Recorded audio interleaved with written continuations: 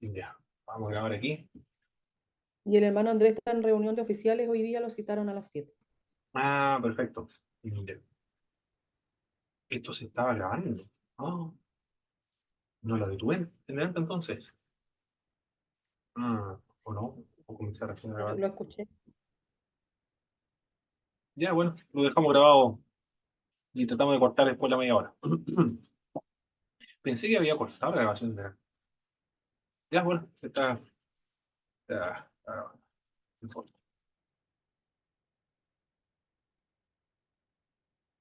Perfecto, habíamos quedado entonces en la Biblia en carácter moral. Fue escrita por hombres, pero escribieron esto muy diferente a como escriben los hombres.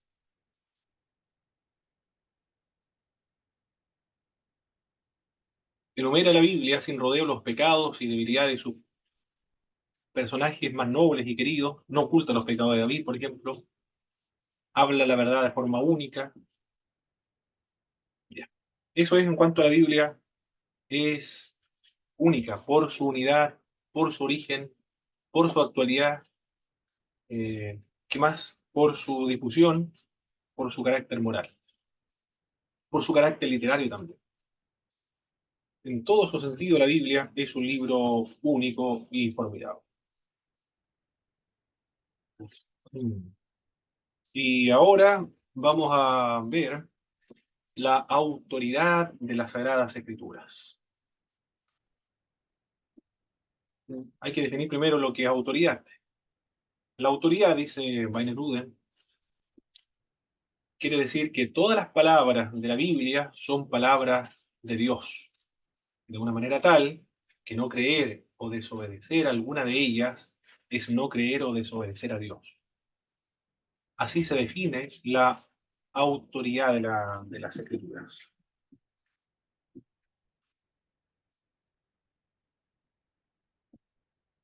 Todas las palabras de la Biblia son palabras de Dios. Ahora estamos centrados en la autoridad de la Biblia. Para nosotros los cristianos evangélicos, la máxima autoridad de fe, de doctrina, es la Biblia. Ella es la autoridad de fe, porque conserva fielmente a través de todas las generaciones la voluntad, la voz de Dios.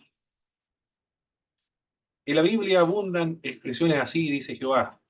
Esta expresión en el mundo del Antiguo Testamento se habría reconocido como idéntica a la forma así dice el rey. Por lo tanto, cuando la Biblia dice así dice Jehová, está reclamando autoridad, la misma que exigían los reyes en el mundo antiguo. Por consiguiente, cuando los profetas dicen así dice Jehová, están afirmando ser mensajeros del rey soberano, de Israel, del Dios mismo. Y están afirmando que sus palabras son absolutamente autoritativas. Esa es la diferencia con los profetas del Nuevo Testamento.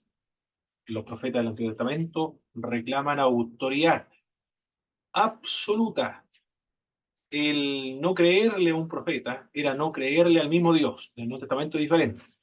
En el Nuevo Testamento dice, siguieron a los profetas. No es lo mismo. El Antiguo Testamento fue oficio profético, el Nuevo Testamento don profético. El oficio, la autoridad era absoluta. En el don no es absoluta, se puede cuestionar o examinar. En el Nuevo Testamento, todos los escritos del Antiguo Testamento se consideran palabra de Dios. Y Pedro considera las epístolas del apóstol Pablo al mismo nivel de la autoridad de las Sagradas Escrituras. Todas las palabras de la Biblia entonces son palabras de Dios. Antiguo Testamento y las epístolas del apóstol Pablo están al mismo nivel de la palabra del Antiguo Testamento. En cuanto a la autoridad, nos convencemos también de las afirmaciones de la Biblia de que son la palabra de Dios al leer la Biblia. Es muy subjetivo esto, ¿no? ¿Cómo me puede asegurar usted a mí de que la Biblia es palabra de Dios? Porque yo cuando la leo, siento, me convenzo de parte de Dios de que esas escrituras provienen de Dios y son de la máxima autoridad. Muy subjetivo.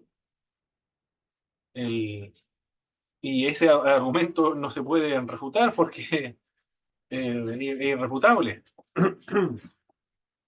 Porque, ¿qué me puede decir a mí que y yo me convencí a mí mismo de que estoy equivocado, o de que mi convencimiento, mi persuasión está errada. ¿Cómo me pueden asegurar aquello?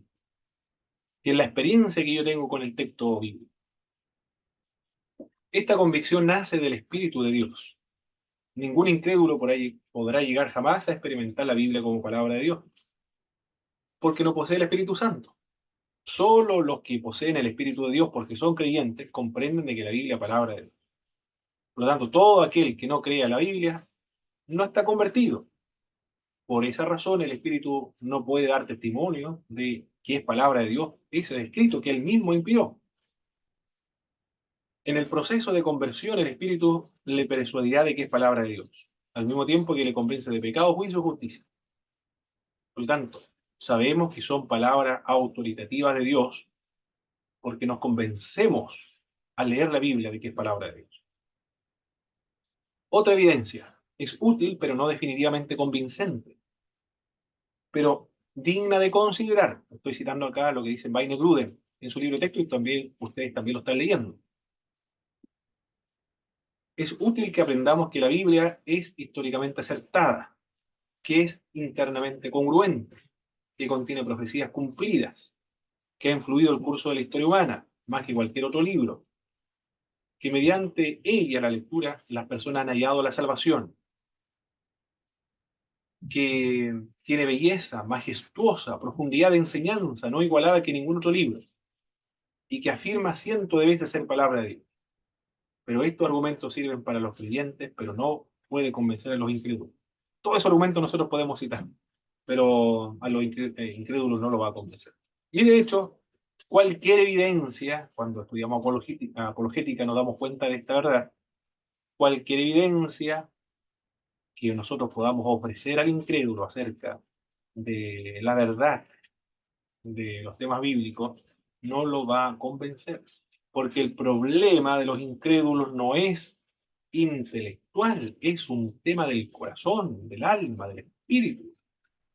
Ahí está el problema. No es intelectual, porque incluso algunos ateos, como Richard Dawkins, por ejemplo, dice, si alguien me puede convencer de que el mundo tiene un origen inteligente, yo estoy dispuesto a creer, dice Richard Dawkins, el promotor del nuevo ateísmo, de que nos dejaron acá los extraterrestres. Así está él de convencido. Si alguien me puede convencer a mí, dice él, de que esto fue originado por alguien inteligente, yo estoy dispuesto a creer que esto fueran los extraterrestres. Las palabras de la Biblia son testimonio de sí mismas. Y este dato es muy importante. La palabra de la Biblia son testimonio de sí misma. Y no puede haber otra autoridad que la Biblia misma para determinar que ella es verídica. Alguien puede decir, pero esto es un argumento circular, porque aquel objeto que se está cuestionando, que es sujeto a observación, se está utilizando como argumento para defenderla. El, bueno, en realidad siempre los argumentos circulares no son propios de este argumento bíblico que nosotros estamos utilizando, ¿eh? Porque los racionalistas dicen, ¿cómo usted me puede decir que la razón es la máxima autoridad?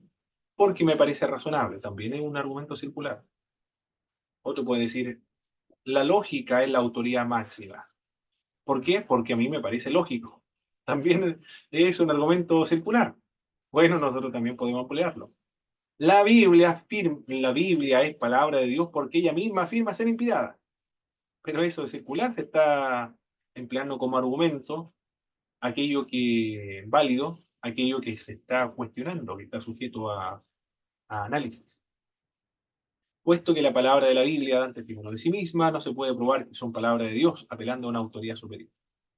Si hiciéramos nuestra misma apelación, por ejemplo, a la lógica humana o la verdad científica, para probar que la Biblia es la palabra de Dios, si decimos la razón, la lógica, la evidencia científica son son evidencias de la inspiración de la Biblia, estamos poniendo sobre la Biblia a otra autoría para confirmar que ella es verídica. ya la Biblia entonces no sería la plena autoridad porque sería la ciencia, sería la lógica, sería la razón, o la experiencia, como sea. Si establecemos otra autoridad superior a la Biblia para legitimar a la Biblia, ya la Biblia no sería la máxima autoridad. Como la Biblia, estamos diciendo nosotros los protestantes, que la Biblia es la máxima autoridad para toda creencia de fe y doctrina, entonces ella misma debe ser el fundamento final para afirmar de que ella es inspirada. No puede haber otra. No puede haber otra. Ni la ciencia, ni la experiencia, ni la razón son autoridades para legitimar las Sagradas Escrituras. ¿Se entendió ese punto, verdad? Sí, sí, se entiende.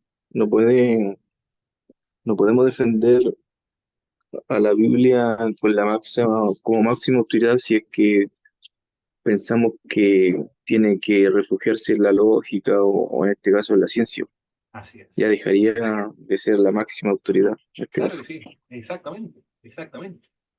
La máxima autoridad es la Biblia, por eso que no podemos emplear ninguna otra evidencia para indicar que la Biblia es autoridad, porque estamos indicando que ella es la autoridad superior, no hay otra autoridad superior a ella para legitimarla. Ella es la misma fuente de autoridad, se autoriza a sí misma. Perfecto, eso es la idea. Esto no implica que el dictado fue el único medio de comunicación que la Biblia utilizó. El dictado ocurrió en algunos casos, por ejemplo en Apocalipsis y los 10 mandamientos fueron dictados. En otra situación, los autores usaron la investigación. Lucas, ¿qué hizo Lucas para componer su obra? Investigó diligentemente lo concerniente al nacimiento de Jesucristo y a lo que nos enseñaron los antiguos, dice Lucas. Investigó. Él emplea la investigación entonces histórica, las entrevistas, para componer su obra.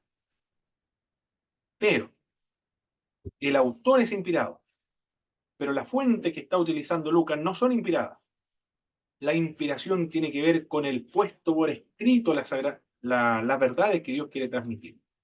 Inspiración es eso, poner por escrito lo que Dios quiere que quede registrado, pero no violando la libertad del ser humano, ni el vocabulario, la idiosincrasia o la personalidad, sino Dios usa la circunstancia, la personalidad, el vocabulario, el temperamento del autor para registrar tal cual como Dios quiere que quede registrado. Es el proceso de registrar la escritura, se le denomina la inspiración, no la fuente que utilizó para componer la obra. También otra de las fuentes para poder registrar las Sagradas Escrituras fueron las visiones. Dios le reveló en visión los acontecimientos futuros como Daniel, por ejemplo, o ocurrió como Juan. Sueños, otros se soñaron. Una voz interior fueron los otros canales en los cuales llegó el mensaje de Dios. Una voz interior que ellos determinaron los profetas o los apóstoles era el mensaje que Dios le estaba dando a ellos para transmitirlo a las futuras generaciones por medio de los escritos. Cuando decimos que todas las palabras de la Biblia son palabras de Dios, estamos hablando del resultado del proceso de la existencia, de dar existencia a la Biblia. Eso queremos decir, que no se confundan mis hermanos, por favor, esto hay que explicarlo muy bien. Cuando decimos que la Biblia son palabras de Dios, estamos hablando del resultado del proceso de dar existencia a la Biblia. Es decir, toda la Biblia es el resultado de la acción del Espíritu Santo de Dios en colaboración con los seres humanos, pero protegiendo, librando al ser humano de cometer errores. A eso queremos decir que toda la Biblia es palabra de Dios. No queremos decir que cada expresión y declaración que se encuentra en la Biblia es la palabra de Dios, sino que el registro de todas sus enseñanzas y todos sus dichos son provocados, son resultados de lo que Dios quiso que quedara registrado. Lo voy a explicar en la siguiente. Bueno, ahí tengo que ver algo anterior. Aquí me pasé a un punto muy importante de considerar. Bueno, aquí está. Pero lo vamos a ver más en la otra diapositiva. Por tanto, no creer o desobedecer cualquier palabra de la Escritura es creer o desobedecer a Dios. Jesús reprochó a sus discípulos por no creer en las Escrituras. Los creyentes deben guardar las palabras de los discípulos. A los creyentes se les insta a recordar el mandamiento que Dios, nuestro Señor y Salvador, dio a los discípulos. Desobedecer a los escritos de Pablo era exponerse a uno mismo a la disciplina eclesiástica, tal como la excomunión, por ejemplo, el castigo espiritual. En toda la historia, los grandes predicadores se limitaron a explicar la Biblia, como John Wesley, por ejemplo, o Billy Graham, cuando tuvo un conflicto con los racionalistas, porque los racionalistas realmente son pesos pesados, son de alto nivel académico, intelectuales, muy ilustrados, presentan argumentos que, que muy sofisticados, muy desarrollados. Billy Graham no pudo responder a una de las preguntas que le plantearon en un debate con un racionalista. Y él fue derrotado, porque no pudo responder a una pregunta relacionada con la Biblia. Pero en ningún momento él dudó de la confiabilidad de la palabra de Dios. Oró al Señor, dice Billy Graham, que no puede responder a esta pregunta, pero sigue confiando en él y en la Biblia. Por lo tanto, siguió predicando la Biblia, no se hizo más problemas, más conflictos, confió en Dios y él en su palabra. Él- y por eso que llevó a cabo una obra tan, no sé si decirlo exitosa o no, pero de influencia angélica en el mundo. Del mismo modo podemos decir con Charles Spurgeon. Se limitaron a predicar la Biblia. Dios no puede mentir ni hablar falsedades. Por eso la Biblia es palabra de Dios. Debido a que Dios es un Dios que no puede decir mentiras, siempre se puede confiar en sus dichos, en sus palabras. Puesto que toda la Biblia fue dicha por Dios, toda la Biblia debe ser debe ser no mentirosa, tal como Dios mismo no es mentiroso. No puede haber falsedades en las Sagradas Escrituras. Por consiguiente, todas las palabras de la Biblia son completamente verdad y sin error en ninguna parte. Puesto que las palabras de la Biblia son palabras de Dios y puesto que Dios no puede mentir ni hablar falsamente, es correcto concluir que no hay falsedad ni error en ninguna parte de la Biblia. Aquí, Meyer Perman dice algo muy importante en su libro, bueno, es antiguo, pero en la edición del año 1992, página 17. Perman dice que se debe distinguir entre palabras inspiradas y registros inspirados de ella. Por ejemplo, muchos dichos de Satanás figuran o están registrados en las Escrituras. Y sabemos que el diablo no fue inspirado de Dios, o no estaba inspirado por Dios cuando el diablo habló. Por ejemplo, cuando le dice a la mujer, no morirás, con que Dios os ha dicho de ningún árbol del lugar que podrás comer. Eso son mentiras del diablo. El diablo está mintiendo. Y esas palabras quedaron registradas en la Biblia. Pero esas palabras no son palabras de Dios, ni el diablo está inspirado por Dios en ese momento. A eso se le llama registros, registros en las Escrituras de dichos satánicos, registros inspirados de ellos, son registros inspirados de ellos. Son declaraciones de Satanás, pero esas declaraciones de Satanás son registradas por inspiración. Es el registro de lo que se le llama inspiración. Es el registro de esas palabras, se le denomina palabra de Dios por el hecho de que Dios intervino ahí para que quedaran registradas tal cual como Dios quiso comunicarla. Estaba comunicando ahí las palabras del diablo. En otro caso, Job, por ejemplo, uno de los amigos de Elifaz, Bildad y Sofar, están diciendo que a Job le ha ocurrido estas calamidades porque ha desprotegido al pobre, al huérfano, a la viuda, o ha cometido algún pecado. ¿Es verdad eso? ¿Esa es la razón por la cual Job se encuentra en esa situación crítica? Bildad, los amigos de Job, están errados en su teología, en atribuirle pecado a Job cuando no había ese tipo de pecado que le están atribuyendo a él. Bueno, eso no es palabra de Dios, son palabras de Bildad, de Sofar, de... ¿Quién más? Otro de los amigos, Sofar, Bildad, Ebiú, creo que. Abiú, ya se me olvidaron los nombres. Pero son los amigos de Job, no son la palabra de Dios. Hay que tener cuidado con eso porque a veces Pues se puede predicar lo que dijo Bildad, lo que dijo Sofar, pero eso es lo que dijeron él y están errados, no es lo que Dios está diciendo, porque después Dios lo corrige al final. Al final sí, esas palabras. Pero el registro de esas declaraciones de Bildad, Sofar y Satanás, el registro de esas declaraciones son tal cual como Dios quiso que quedaran registrados, por eso se dice que es palabra de Dios. El registro de esas expresiones satánicas es inspirado. Eso es lo que dice Gruden cuando quiere decir que toda la Biblia es verdad, toda la Biblia es inspirada por Dios y lo que quedó registrada es bajo la supervisión de Dios para no cometer errores ni engañar. Eso es lo que quiere decir Vaine Gruden. Vaine Gruden no lo explica más, pero si uno lee a Vaine Gruden, va a concluir que Vaine Gruden dice que todo lo que dice ahí la Biblia no comete ningún error, pero nos podríamos confundir ahí porque Satanás no está diciendo la verdad cuando dice eso, Bildad, Sofar o Abiú, por ejemplo, están errados las declaraciones que están diciendo. ¿Qué más? La palabra de Dios son la norma suprema de verdad. No hay ninguna otra norma suprema de verdad, puesto que Dios lo estableció así.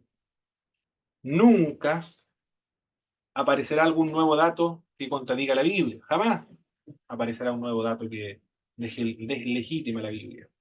¿Se descubrirá alguna vez alguna información científica o histórica que pudiera contradecir la Biblia?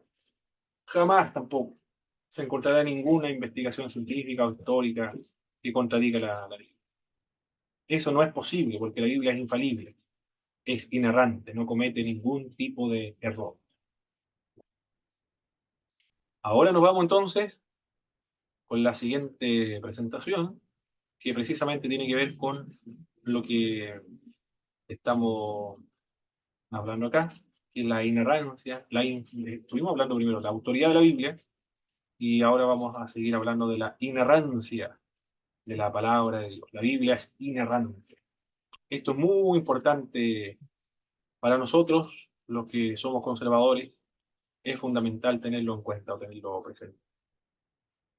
Y es algo que no se puede renunciar. Y se debe enfatizar, se debe enseñar también en nuestras iglesias. La Biblia es infalible, es inerrante. Y vamos a ver entonces ahora los conceptos de inerrancia e infalibilidad. Y vamos.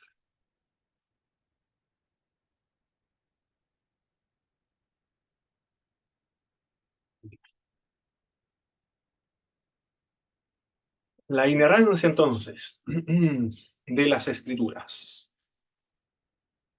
Concepto fundamentalista de inerrancia. La inerrancia se limita a los autógrafos. ¿Qué significa autógrafo, mis hermanos? Por favor. Eso es, eh, lo escribe la misma persona, el mismo autor. Originales, perfecto. Los escritores originales. Mateo, Marcos, Lucas y Juan. Lo que ellos escribieron originalmente, no lo que copiaron los copistas, los transcriptores de la Biblia. Muy bien. Eso debe quedar claro. Los autógrafos son los que no cometieron errores. La inerrancia se aplica a los autógrafos, no a los apógrafos. ¿Quiénes son los apógrafos? Los que copian las escrituras. Ese dato debe quedar muy establecido, muy claro. Los manuscritos originales, cuyos autores eran los profetas, historiadores, apóstoles y otros escritores inspirados. Eran inspirados porque el Espíritu de Dios los supervisó para no cometer errores. Pero los autógrafos, no los copistas, los apógrafos. Las enseñanzas bíblicas son verídicas en todo lo que afirman, sea temas éticos, es infalible lo que enseña con temas éticos, no está mintiendo cuando presenta normas éticas, es lo que Dios pedía en esa época del Antiguo Testamento. En temas doctrinales no hay ningún tipo de error, no existe errores históricos tampoco. Cuando los escritores hablan acerca del faraón, cuando hablan acerca de Tiglat-Pileser, cuando hablan acerca de Sargón, cuando hablan de Ciro, el Medo Persa, de Nabucodonosor, de Salmanasar, de Darío, todos esos datos históricos son efectivos, son correctos, son verídicos. Cuando habla de Augusto César, cuando habla de Pilato, cuando habla de Augusto César, hubo un censo y todos tuvieron que ir a sus lugares de origen para censarse, no comete ningún tipo de errores tal cual como los escritores bíblicos lo sostienen. Cuando habla de temas de ciencia, no comete ningún tipo de error. Esto se debe tener muy en cuenta. Cuando habla acerca de salió el sol y se ocultó el sol, no está presentando un punto de vista, ¿cómo se llama esto? El heliocéntrico, ¿no? O no me acuerdo. De la Tierra, que el Sol gira alrededor de la Tierra. Heliocéntrico, creo que era, ¿no? No me acuerdo el término. No está enseñando ciencia allí, sino que se está acomodando el autor a, a la forma normal, metafórica de hablar, como hasta nosotros hoy día, con conocimiento científico, nos referimos a los fenómenos de la naturaleza, como por ejemplo, salió el sol o se ocultó el sol. Y es la forma, una metáfora para hablar. Nak nak antu, en Mapudungun, ¿qué quiere decir nak nak antu? Se está bajando el sol. Empleamos en todos los idiomas idioma, el mismo término. Está bajando el sol. Está ocultando el sol, es lo mismo. Pero no estamos hablando en términos científicos, estamos hablando en términos fenoménicos. Se está describiendo los fenómenos de la naturaleza tal cual como nosotros los vivimos. Porque alguien emplea estos datos, se detuvo el sol, por ejemplo, como si el sol girara alrededor de la Tierra. Pero no está el autor hablando de términos científicos, está hablando de términos fenoménicos solamente. La ignorancia también se extiende a temas no teológicos de cualquier otra naturaleza. Ese es el concepto fundamentalista y también los conservadores estamos de acuerdo con respecto a esto, de que eso es la inerrancia. Y yo estoy seguro de que todos ustedes creen exactamente lo mismo, ¿verdad, mis hermanos? Amén, amén. Yo creo que eso igual es parte de la fe, de poder creer a veces con nuestro poco conocimiento Sí. científico eh, o histórico. Eh, yo creo que igual se maneja el tema de la fe ahí, porque entendemos que en el conocimiento de la verdad de Dios somos, entre comillas, ignorantes en lo que significa. Nosotros tenemos que creer en la ignorancia, como dice usted, de la escritura. Correcto, hermano Antonio. Sí, es verdad. El- Cuando me convertí, leí un libro de un alemán. El nombre no me acuerdo, pero era el apellido, me acuerdo, von Bracken. Y von Bracken decía que en la época de Augusto César, el censo que hubo, primero no fue la fecha que menciona Lucas, y luego el censo no se realizó como describe Lucas, sino que el censo se realizó como hoy se realiza el censo. Los censistas van al lugar donde, a las casas de los censados, no tienen que ir a, a su lugar de origen. Cuando lo leí, iba en contra de lo que decía la Biblia de Lucas. Y me quedó la inquietud, quedó esa inquietud. Y decía el libro que Lucas alteró los datos históricos para confirmar deliberadamente hacer cumplir la profecía de que Jesús había nacido en Belén, cuando en realidad él era de Nazaret. Quiso decir como que Lucas engañó a los lectores. Y eso es lo que él señalaba. Le pregunté a los jóvenes de la iglesia Y los jóvenes me dijeron, ¿qué importa dónde nació? Dijeron los jóvenes, ¿qué le interesa esto? Así que no seguí preguntando.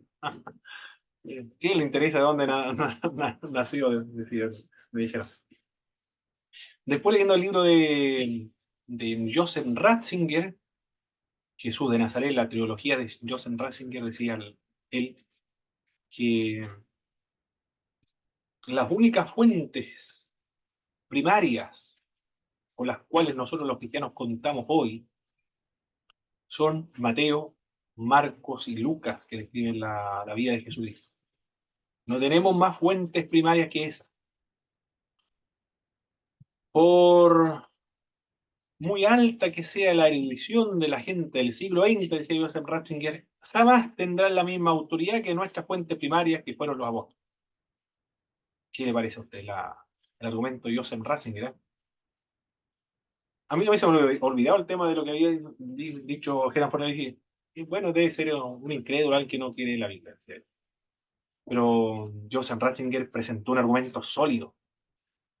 Por máxima que sea la erudición que exhiban los especialistas, los eruditos del siglo XX, nunca ellos tendrán mayor autoridad que los apóstoles, porque ellos fueron la fuente primaria y es lo único que tenemos hasta ahora, lo más cercano para conocer la vida y obra de Jesús. Extraordinario el argumento que le empleo. Ahora da más confianza leer los evangelios.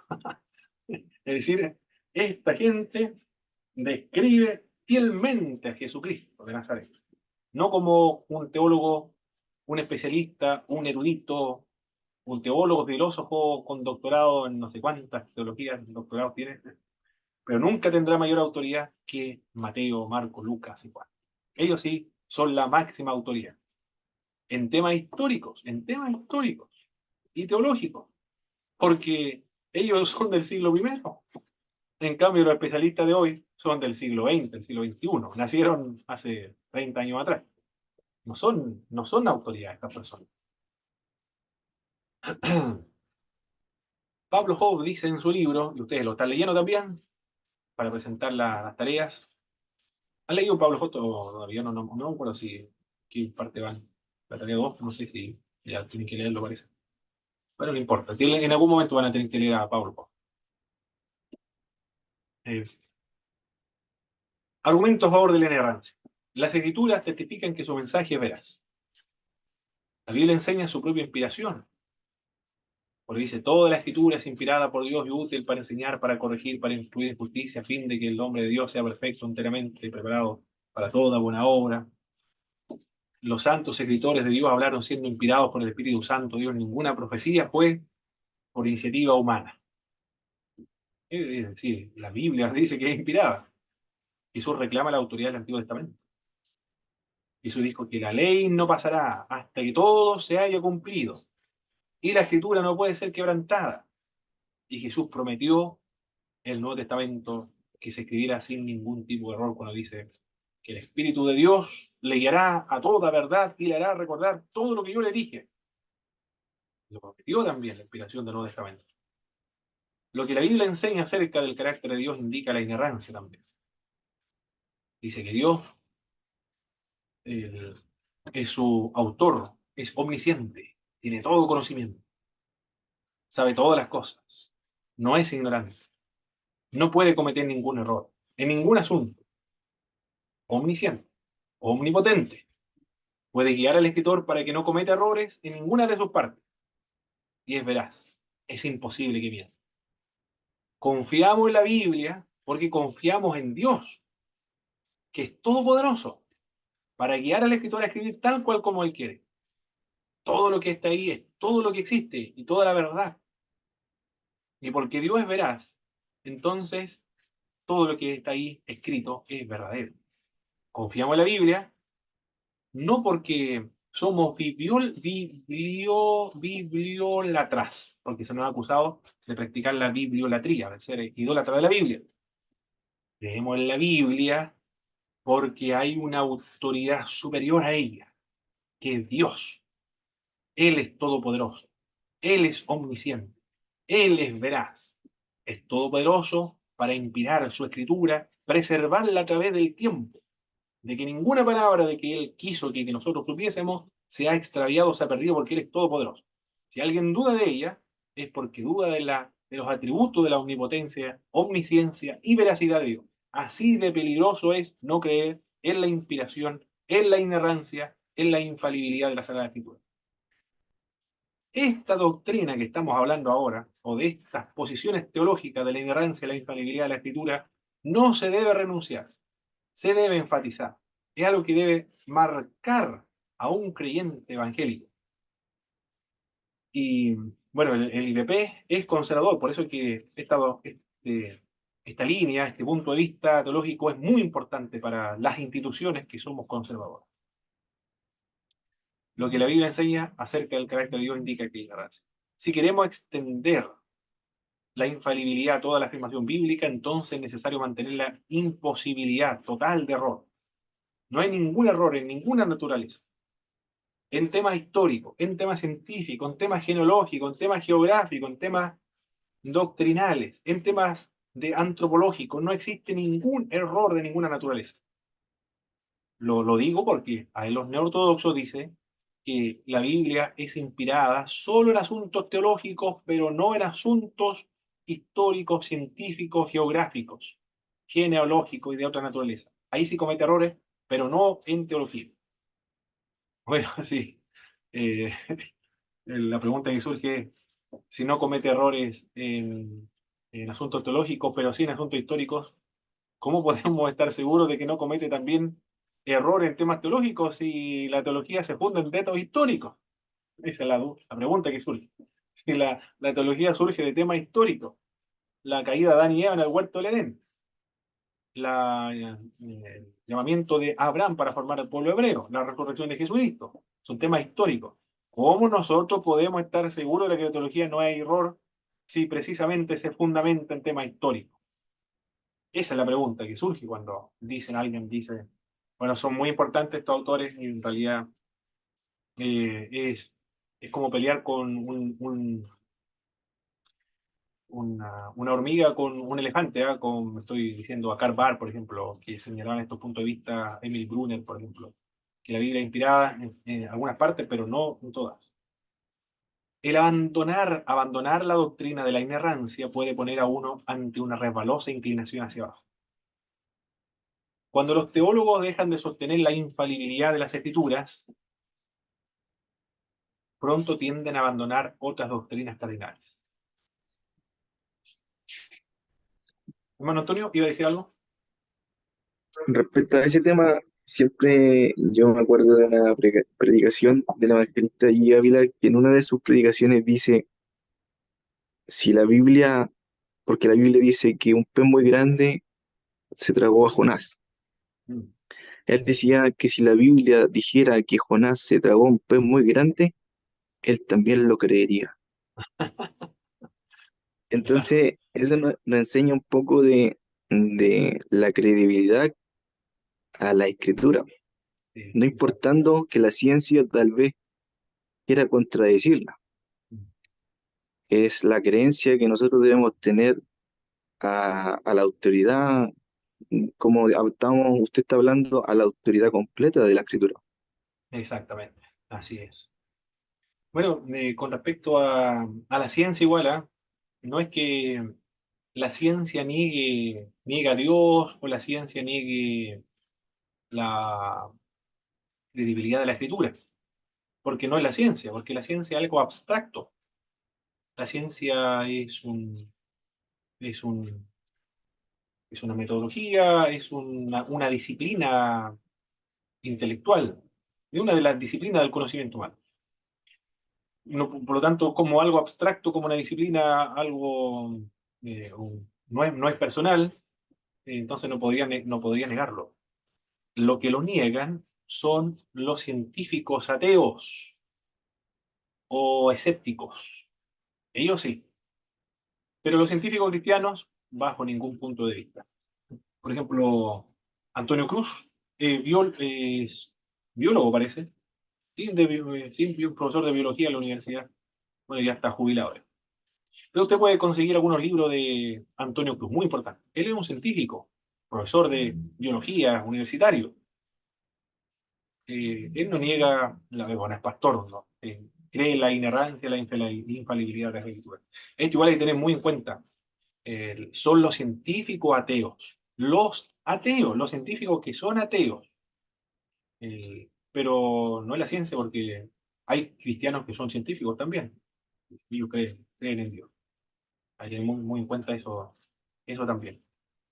Carvar, por ejemplo, dijo, la Biblia es inspirada en asuntos teológicos, pero no históricos, científicos, genealógicos, geográficos. Ahí comete errores, dijo Carvar, el primero de arriba que está con los lentes en la diapositiva. El teólogo neortodoxo es muy importante para, para los evangélicos. Él es el teólogo más influyente del siglo XX. Él negó la segunda venida de Cristo y fue universalista. Todos van a ser salvos. Entonces, ¿para qué predicamos el evangelio si todos son salvos? Bueno, para que disfruten su salvación.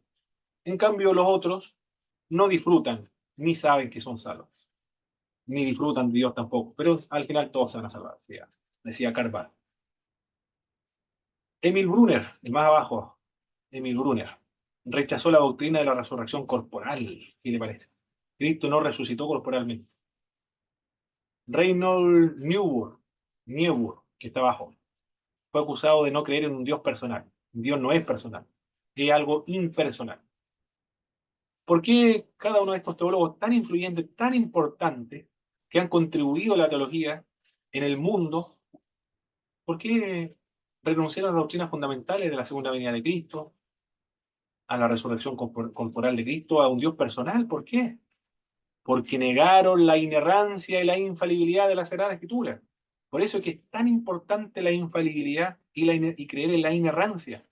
Porque si no creemos en la inerrancia y la infalibilidad de la Escritura, entonces, ¿cuál es nuestro fundamento seguro para forjar doctrina y para un comportamiento, un estilo cristiano? Seguro, no hay ninguno. Se pierden esa seguridad. Hay pasajes problemáticos en la Sagrada Escritura. El hermano Antonio mencionó uno de Judas, por ejemplo, pero son muchos más todavía. La curación del ciego Bartimeo, por ejemplo. Mateo menciona que eran dos ciegos, pero Marco y Lucas se refiere a uno solo. Y alguien puede decir, bueno, ¿cuántos fueron? ¿Fueron dos o fueron uno solo? Alguien puede decir, la Biblia se contradice, porque mientras que uno decía uno, otros decían dos. Otro pasaje, la entrada triunfal de Jesucristo. Lucas cuenta que la multitud gritó, gloria a Dios en las alturas. Pero los otros evangelistas dicen, hosana en las alturas. Bueno, ¿qué decía la gente? ¿Gloria a Dios en las alturas o hosana en las alturas?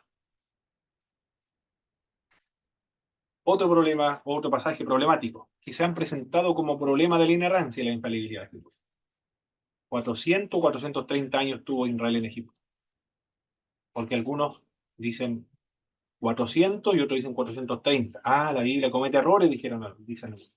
Porque hay errores de cifra, uno dice 400 y otro 430. Esteban señala que los hebreos pasaron 400 años en la esclavitud de Egipto. Algo que coincide con la profecía de Génesis, capítulo 15, verso 3. Pero discrepa con la cronología de Éxodo, porque Éxodo dice 430 años. Bueno, ¿cuál es la cifra? ¿Cuántos años tuvieron entonces? 400 o 430 años. Pasaje problemático. Otro problema. Valpeor. En Corintios y en el libro de Números. En Corintio, Pablo dice que 23.000 personas murieron a causa de la plaga de Valpeor. 23.000. Pero la cifra que se halla en el Antiguo Testamento no son de 23.000, son de 24.000. Hay 1.000 de diferencia. ¿Quién dice la verdad entonces? ¿El apóstol Pablo o el Antiguo Testamento? Moisés del Antiguo Testamento. Algunas discrepancias éticas también se han presentado como problemas. Según Samuel 24:1 dice que la ira de Dios se enciende contra los israelitas. La ira de Dios se encendió contra los israelitas. y el Señor incita a David a hacer un censo. Pero en Crónicas es Satanás quien induce a pecar a David, no es Dios. Esos son algunos pasajes problemáticos. Maneras de solucionar estas dificultades, ¿cuáles son? Consideran algunos que no es necesario explicar todos los problemas. Algunos son muy radicales y dicen, no pierdan el tiempo conversando con estas personas que necesitan esos textos bíblicos como problemas. Pues la evidencia de la inspiración es contundente y por lo tanto no hay ni siquiera perder el tiempo, ni perder minutos o gastar palabras en convencer a personas de esta discrepancia porque es contundente la inspiración de la Biblia. Según este postulado, la evidencia de la escritura son inspiradas y son consecuentes con la ignorancia. Es tan contundente que ninguna cantidad de datos, al contrario, puede desacreditarlo. Todos los problemas son solo dificultades solamente. No son problemas, son dificultades. Otra manera de solucionar estos problemas son armonizar las dificultades. Sobre el caso de Bartimeo, es probable que hubo dos ciegos, pero que Bartimeo fuera el portavoz del par. Lucas no emplea la palabra hosana en las alturas, pues esta expresión es judía, y como él escribe a los gentiles, prefiere utilizar un término gentil, gloria a Dios en las alturas. En cambio los otros, Mateo escribe a los judíos, hosana conserva el semitismo. Sobre la esclavitud de Israel en Egipto. Parece que el periodo de Israel en Egipto fue exactamente 430 años, pero los 400 años de Génesis y de la predicación de Esteban, ¿qué es lo que están haciendo ellos? Redondeando solamente la cifra. ¿Acaso no? Hasta tenemos una ley nosotros del redondeo aquí en Chile. Por lo tanto, eso mismo están haciendo los editores bíblicos. Están redondeando la cifra. No es un problema, es el tema de redondear la cifra para no decir 430 y 400 nada. Es algo común que hasta el día de hoy nosotros lo utilizamos. Cuando hay problema de cifra, estas se atribuyen a los apógrafos. Hay para la explicación.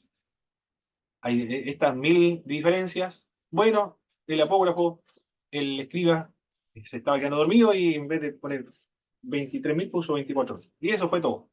Pero lo originalmente decía 23.000. Originalmente. El problema de los apógrafos solamente. Y así se pueden seguir solucionando todos los problemas. Otra forma es considerar que la inspiración asegura solamente las reproducciones exactas de las fuentes. Según esta teoría, si una fuente tal como los anales, memoria de los reyes, tenía un error en esa fuente, el escritor inspirado que empleaba ese documento con un dato errado, registra fielmente ese dato errado, ese dato falso. Por eso es que hay algunos problemas de datos. Pero es por eso, porque la inspiración no alcanza a las fuentes, sino que la inspiración se relaciona solo con la puesta en escrito de lo que se está registrando. Eso es. Cuarta manera de solucionar las dificultades. Mantener que la ignorancia se extiende solo a las afirmaciones de las escrituras mismas. La Biblia relata afirmaciones falsas, las cuales son hechas por personas profanas. Por ejemplo, se registra la aseveración: no hay Dios. Eso está en la Biblia, no hay Dios. Pero esta fue dicha por el necio. La escritura también registra el punto de vista erróneo de los amigos de Job, como la que estuve explicando anteriormente. También la mentira de Pedro: yo no conozco a tal hombre. El hecho de que se encuentren en la palabra de Dios no garantiza que estén inspirados por el Espíritu Santo, sino que están correctamente registrados por inspiración. Son registros de la inspiración. Otra teoría es exigir que se interprete correctamente la escritura. Exigir que se interprete correctamente. Muchos pasajes o expresiones problemáticas son aclarados al aplicar los principios hermenéuticos. Muchos aparentes dificultades o problemas en la Biblia se pueden resolver leyendo bien la Biblia. Si se lee bien la Biblia, no va a haber dificultades. Se va a interpretar correctamente. Considerar que los problemas son irreales y podrían ser solucionados si tuviéramos todos los datos también. Limitar la inerrancia e infalibilidad al área de la fe, la práctica y de la enseñanza doctrinal. Ahí tenemos problemas, eso no podríamos aceptarlo. La inerrancia solo a la fe, a la práctica y a la enseñanza doctrinal, pero no a otras áreas. Ese es el punto de vista 7, el punto de vista más racionalista o más neo-ortodoxo, porque no se puede apartar temas históricos, geográficos, genológicos de la doctrina, porque la doctrina se funda precisamente en datos históricos. Algunas consideraciones al definir la inerrancia bíblica. Los autores de la Biblia relatan las cosas de una manera diferente a la nuestra. La revelación se acomoda al lenguaje humano, la manera de expresarse, la cultura y el entendimiento de la gente de aquel entonces. Por lo tanto, no hay errores, sino que son expresiones culturales propias de la época. No están enseñando ciencia a estas personas, simplemente están registrando o expresándose correctamente porque la Biblia fue escrita para un periodo histórico, para que la gente lo entendiera en ese periodo histórico. Por eso dice, se detuvo el sol, salió el sol, o la bóveda celeste, también habla como si fuera algo plano y hubiese una especie de bóveda que se abrió y cayó las aguas. Esa es la imagen que se tenía antiguamente del mundo. Pero ellos están registrando de acuerdo a cómo ellos entendían la cosmovisión del mundo. Los escritores sagrados no hablan con la exactitud científica del hombre del siglo XX. La Biblia describe fenoménicamente diversos incidentes, es decir, como les parece a los hombres. Por ejemplo, habla de levantarse y de ponerse el sol en la tarde. La Biblia no es un libro de ciencia, también hay que tener consciente, hay que estar claro, consciente con esto. La Biblia no es un libro de ciencia.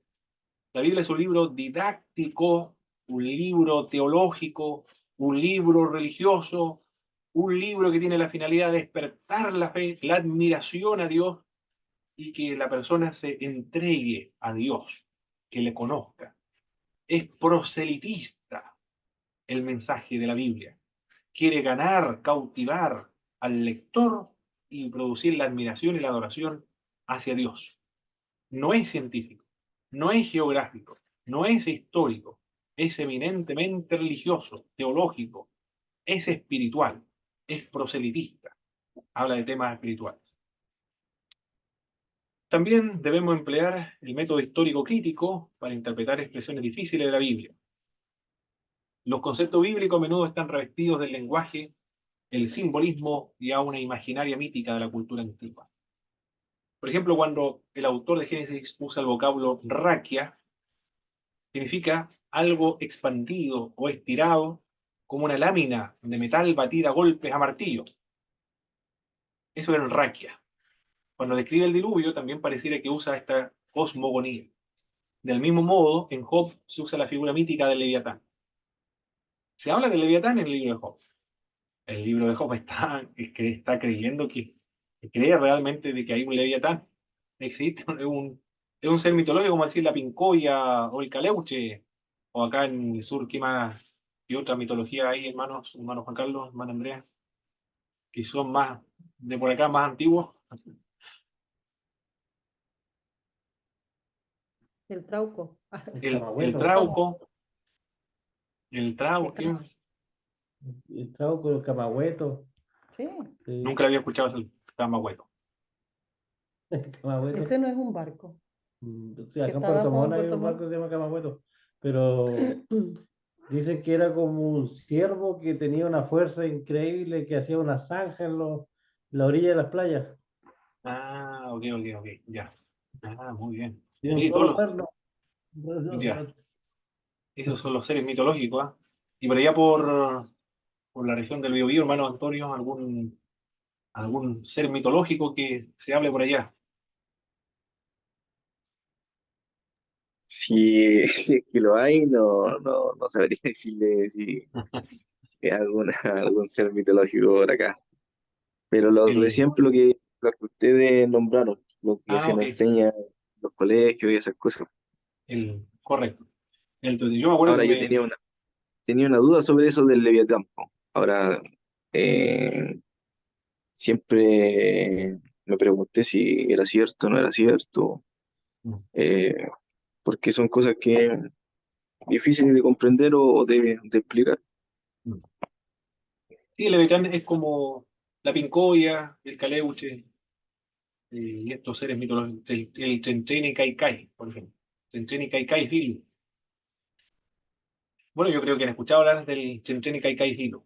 Serpiente buena y la serpiente mala, que produjeron el diluvio acá y los que se salvaron fueron cuatro. Eh, bueno, y, y uno de ellos comenzó a salvar a la humanidad, se transformó en cerro y creció para salvarlo del diluvio. Y las cuatro personas llegaron casi al sol, y algunos tuvieron que ponerse un sombrero. Y los que no se pusieron un sombrero se quemaron el sol y por eso que son calvos. La mitología de los mapuches. ¿Eh? Y siempre cuando ven ustedes los mamulches son estos palos, troncos de cuatro figuras. Hay una familia mayor y otra familia menor. Y están con estas cositas arriba. Esos son sombreros. Y eso habla acerca de los sobrevivientes del diluvio. La, la mitología del Trinchen y Kai Filo. Pero el Leviatán es así. Es un ser mitológico. Y lo usa el libro de Job. Pero el libro de Job lo menciona metafóricamente para indicar que la presencia de Dios se encuentra incluso en esos lugares donde vive el Leviatán, que son lugares tenebrosos, que produce espanto para los pescadores, los navegantes, que tiene control sobre esos territorios y que hay que pedir permiso, hay que entrar con mucho cuidado porque ahí él manda. Y cuando Job habla acerca de que hasta el Leviatán, todo eso lo quiere indicar, hablar de la soberanía de Dios, que todo lo abarca. Eso simplemente quiere resaltar con utilizar esta metáfora el autor de Job. Para mayor información acerca de eso del Leviatán, a ver, voy a buscar un libro aquí. Oh, oh. Aquí sí es fecha. Este libro es Víctor Morla Asensio, de los libros poéticos. Están en PDF, mis hermanos, hermano Antonio. Están en PDF estos libros, igual lo pueden encontrar. Los libros sapienciales y otros escritos de Víctor Morla Asensio, de la editorial Verbo Divino. Maravillosas obras, muy lindas obras, de calidad. Él dice eso. ¿Qué más? Voy a ver la hora. Muy bien. No debemos precipitarnos en concluir que un pasaje contenga errores. No hay que precipitarse en eso. Cuando un pasaje bíblico contiene dificultades que pareciera desafiar la doctrina, la inerrancia y la infalibilidad, debemos continuar sosteniendo la fe en la infalibilidad del registro bíblico, a pesar de las aparentes discrepancias, y esperar con paciencia la reivindicación que ulteriores investigaciones seguramente van a garantizar, como ha ocurrido en muchos otros casos de aparentes discrepancias o errores en las escrituras. Perfecto. Hemos concluido esta clase entonces. Ahora vamos a dar un repaso de lo que estuvimos viendo. ¿A quiénes se aplica la inerrancia, por favor, mis hermanos, de la escritura?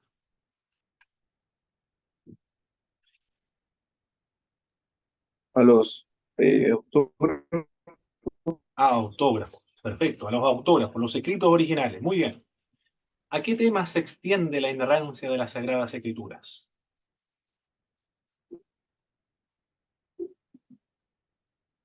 ¿O a qué áreas se extiende la inspiración de la Biblia? ¿Solo a teología? ¿no? Histórico, ciencia, eh, eh, ¿Cuál- eh, cualquier otra área? profecía. Entonces, Claro que sí. A todas esas áreas se extiende la inerrancia de las Sagradas Escrituras, no solamente a temas teológicos. Mencione, por favor, algunos pasajes que son problemáticos. El ciego Bartimeo. El ciego Bartimeo. Algunos dicen que uno, otros dicen que dos. Muy bien. ¿Qué otro problema? Otro pasaje problemático. La entrada de Cristo. Muy bien. Algunos decían gloria a Dios a las alturas y otros escritores dijo hosana a las alturas. Bueno, es lo mismo porque uno está hablando en griego, el otro en expresiones semíticas, hebreas, o arameas. ¿Otra discrepancia en cifras? La Los ve- muerte de los 400 no, eran ¿no? 24.000 o 24.000. 23.000. Muy Sí. bien, hay errores de cifra. ¿Cómo se puede explicar ese error de cifra? Que se había aproximado. No, ¿No? no, eran los 400 que se Ah, redondeó.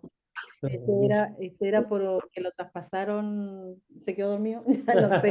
Errores de Y los con- copistas. Muy claro, bien. de error. Y los 400 o 430 años, ¿cómo se puede conciliar aquello? pues, ¿cómo Ese era? lo redondearon. Redondeado, claro. Redondearon nada, no nos hicieron más problemas. Perfecto. Eso es lo que teníamos que ver en esta clase. La próxima semana seguiremos trabajando con, aquí vemos, muy bien, los manuscritos de las Sagradas Escrituras. Bien. Vamos a ver la antigua versión de la Biblia. Las versiones eslava, siríaca, pechita, boaírica, la copta, la georgiana, entre tantas otras versiones antiguas de la Biblia. Y estaremos viendo también los grandes códex y todos los materiales, los papiros, los pergaminos, todo eso es lo que estaremos viendo la próxima semana, con la ayuda del Señor. ¿Alguna pregunta, alguna reflexión, alguna opinión de lo que hemos visto hasta ahora, mis hermanos? Ahora sí. A mí me sorprende mi pastor porque él nunca tomó estudios bíblicos, pero él siempre coloca un énfasis total en que la Biblia no tiene errores, Mm. Sí, claro. no Gloria a se Dios. equivoca. Y siempre nos ha enseñado, a pesar de que seguramente él tiene que haberlo escuchado por algún lado y lo interpreta así, pero lo dice con una firmeza, pero que también nosotros imitamos la misma actitud. Sí, en nuestra identidad como cristianos evangélicos. Tenemos un Dios poderoso que es capaz de conservar la Biblia, preservarla y asegurar su inspiración. Muy bien. Tenemos una anécdota, hermano, ¿Ya? cuando, bueno, todavía no íbamos a la iglesia y empezamos a mirar una Biblia con un amigo y él decía que los que escribieron la Biblia eran mentirosos, porque ¿cómo era posible que colocaran la hora que el otro le escribió a las 4:33 minutos? Por ejemplo, decía Juan 4:33 y él pensó que los escritores habían puesto la hora en que fue escrito eso. A las 4. Yo me sorprendí cómo una persona no creyente puede llegar a pensar eso. Sí, Increíble, increíble. Impresionante. Me acuerdo de una anécdota cuando llegaron los españoles a los incas, a Perú, y le dijeron, el sacerdote católico le dijo, "Ay, toma", le dijo, le entregó un ejemplar de que el abuso, la manipulación, cómo es la situación, temas políticos ahí. Le dijo al Inca, toma, le dijo, esta es la voz de Dios, esta es la palabra de Dios. Está escrito en español, el otro hablaba el quechua, creo que el idioma de los incas. No entendía nada, bueno, le tradujeron. Y lo que hizo el Inca, como la Biblia, que lo puso acá, para escuchar la voz de Dios. Y después dijo, aquí no me está diciendo nada, y llegó y tiró la Biblia al suelo. La ignorancia más grande, terrible. Bueno, de ambos, tanto del español como ver la forma de predicar también en esa época. Hermano Antonio, algo que indicar. Bueno, en lo personal, lo mismo que dice mi hermano sobre la convicción que tenían los antiguos hermanos de que la Biblia no tiene errores. Ellos no tenían las mismas herramientas que hoy en día nosotros tenemos para poder verificar en sí eh, los errores o como se puede decir, las cosas que contradicen o quieren contradecir la verdad de la Biblia. Y a veces me llama la atención de que en lo personal también estoy hablando que cada vez que uno recibe una información, porque hoy día se bombardea de información, como decía usted, el Internet tiene mucha información donde no sabemos si es verídica, pero también hace dudar a muchos de nosotros cuando se dice se encontró esto o los científicos que son ateos dicen esto. A veces nosotros caemos en la duda de la inerrancia de la Biblia, porque más que el comprobarlo con cosas históricas, con cosas científicas, eh, eh, nosotros deberíamos tener esa convicción que tenían los antiguos, de que la Biblia es la palabra de Dios y Dios no tiene ninguna imperfección. Por lo tanto, la Biblia no tiene imperfección. Eso es lo que trato siempre porque en el raciocinio, como joven o como hombre que soy, en el raciocinio muchas veces hay preguntas en mi mente que no pueden ser contestadas en el raciocinio. Y, y ahí va el trabajo del Espíritu Santo donde te revela. Y eso no se entiende en la forma humana, sino que tiene que tener uno la fe para poder escuchar esa voz de Dios. Correcto. Sí, hermano Antonio. Entonces, Oye, como usted muchas, dijo, es como nuestra base, es como nuestra base. así es, muy importante lo que vimos hoy día de la autoridad, de la inerrancia y la infalibilidad de la Biblia. Muy importante, eso no se debe renunciar. Oigan, mi hermano Juan Carlos, por favor, nos dirigen una oración para concluir. Amado Señor, te damos